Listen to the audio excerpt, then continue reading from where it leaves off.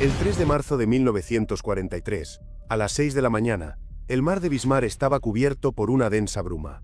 A primera vista, la superficie parecía tranquila, pero bajo esa calma aparente se escondía una de las operaciones más ambiciosas del Imperio japonés desde la caída de Singapur.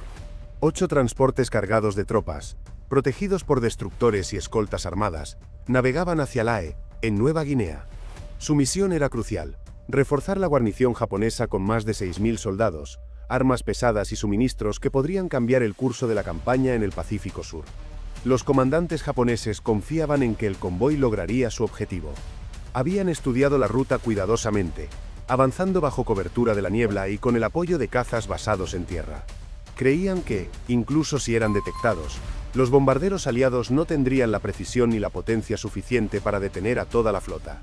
Lo que no sabían era que los estadounidenses habían preparado una sorpresa mortal: un avión mediano convertido en un auténtico depredador de barcos. Ese avión era el North American B-25 Mitchell, una máquina que ya se había ganado fama tras el audaz raid de Doolittle sobre Tokio en 1942. Pero lo que los japoneses encontrarían en Bismarck no era el mismo bombardero estándar. Los ingenieros y pilotos de la Quinta Fuerza Aérea en Nueva Guinea habían modificado al B-25 de una manera radical.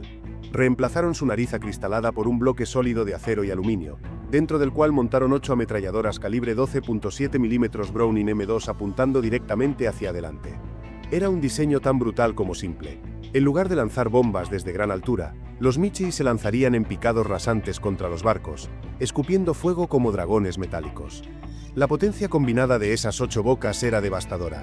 Más de 100 proyectiles por segundo impactaban en la cubierta de los buques enemigos, destrozando cañones antiaéreos, perforando cascos y convirtiendo las tripulaciones en blanco fácil. La idea había nacido de la frustración. Los ataques convencionales con bombarderos a gran altitud resultaban ineficaces contra convoys en movimiento. Las bombas caían lejos de los objetivos, y los japoneses aprendieron a maniobrar para reducir daños. Pero en misiones anteriores, algunos pilotos notaron que descender al ras del agua aumentaba la precisión. Entonces surgió la pregunta: ¿y si, en lugar de confiar solo en bombas, el avión pudiera acribillar con fuego concentrado antes de lanzar sus cargas? El resultado fue un híbrido entre bombardero y cañonera voladora. Además de las 8 ametralladoras frontales, muchos B-25 fueron equipados con más armas en las alas y costados, llevando el total a hasta 14 o 16 cañones calibre 50. Era un arsenal flotante en el cielo, capaz de saturar de plomo cualquier blanco en segundos. Los japoneses no lo sabían, pero aquella mañana en el mar de Bismarck estaban a punto de enfrentarse a esa nueva táctica: el strafing y skip bombing. El strafing consistía en barrer la cubierta con fuego de ametralladora para suprimir defensas, mientras que el skip bombing implicaba lanzar bombas a baja altura que rebotaban sobre el agua antes de impactar en el casco de los barcos, como piedras lanzadas sobre un lago. La escena era inquietante. En la distancia, el rugido de motores Pratt y Whitney de los Mitchell comenzó a escucharse entre la niebla. Los marineros japoneses, sorprendidos, apenas tuvieron tiempo de preparar las piezas antiaéreas. Lo que vieron los dejó atónitos. Los bombarderos no venían desde lo alto del cielo, sino casi rozando las olas, con una agresividad jamás vista. El primer ataque fue demoledor. Un B-25 descendió en picado y abrió fuego con sus 8 cañones. En cuestión de segundos, la proa de un transporte japonés fue barrida por un torrente de proyectiles. Las ametralladoras antiaéreas quedaron destrozadas, los artilleros abatidos antes de poder reaccionar. Luego, a apenas decenas de metros del agua, el piloto lanzó 2 bombas que rebotaron sobre las olas e impactaron en el costado del barco, levantando columnas de agua y fuego. El transporte comenzó a arder mientras los gritos de la tripulación se mezclaban con el estruendo del ataque. Los destructores japoneses intentaron responder, abriendo fuego con sus cañones de 20 y 40 milímetros. Pero los B-25 se movían demasiado rápido, volando tan bajo que el ángulo de disparo era limitado. Cada pasada dejaba tras de sí humo, llamas y cuerpos esparcidos. La disciplina japonesa, famosa por su frialdad en combate, se quebró ante aquel infierno inesperado. Lo que hacía a los B-25 especialmente aterradores era la coordinación. No atacaban en solitario, sino en oleadas perfectamente sincronizadas. Mientras unos Mitchell atacaban desde un flanco, otros se aproximaban desde el frente, cruzando fuego que convertía la superficie del convoy en un campo de muerte. Las comunicaciones por radio entre los estadounidenses eran claras y directas.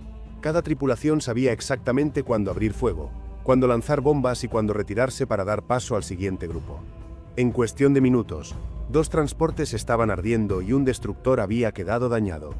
Los japoneses, incrédulos, apenas podían creer lo que veían.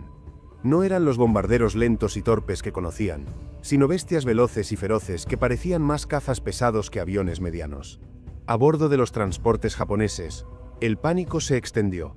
Los soldados destinados a reforzar Lae, que hasta hacía poco marchaban con orgullo rumbo a la batalla, se vieron obligados a lanzarse al mar, tratando de escapar de las llamas. Muchos murieron ahogados, mientras que otros quedaron atrapados en las bodegas en llamas. El mar de Bismarck se transformó en un infierno flotante. Y lo más aterrador para los japoneses era la certeza de que aquello apenas comenzaba. Los estadounidenses habían encontrado la fórmula perfecta para destrozar convoys enteros, un bombardero mediano convertido en cañonera aérea.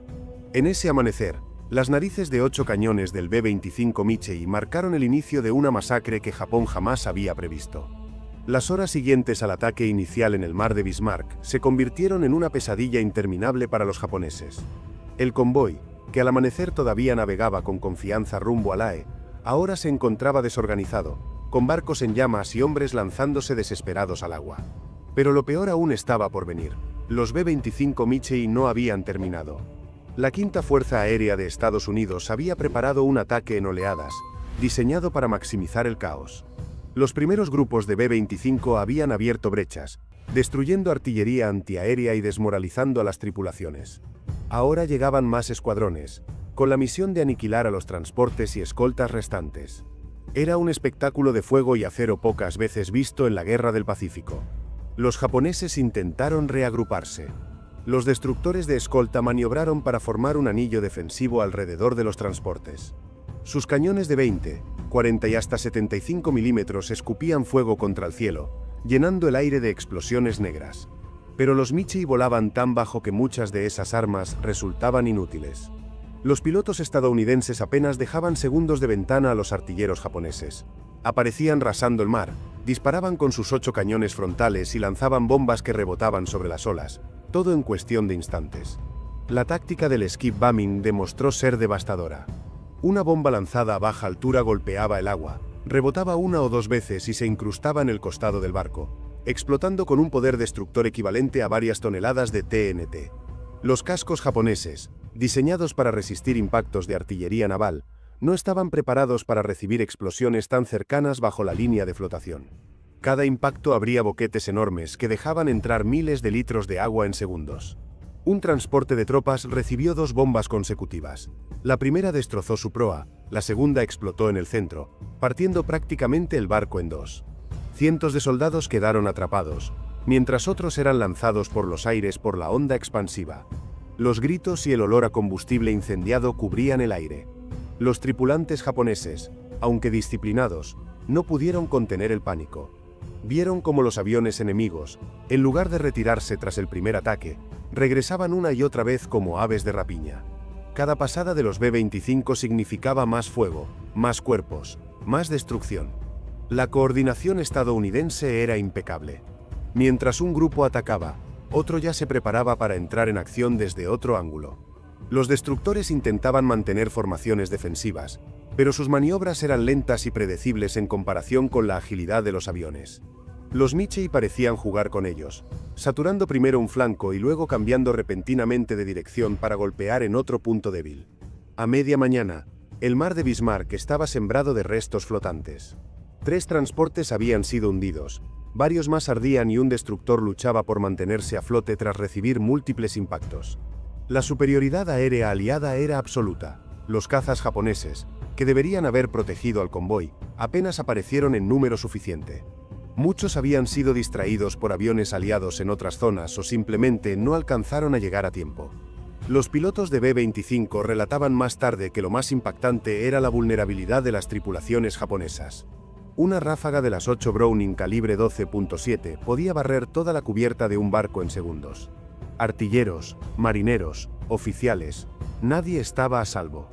Era un castigo incesante, una tormenta de plomo que convertía cada intento de defensa en una carnicería. La escena se volvió aún más dantesca cuando los sobrevivientes de los transportes hundidos comenzaron a nadar hacia la orilla o a aferrarse a restos flotantes.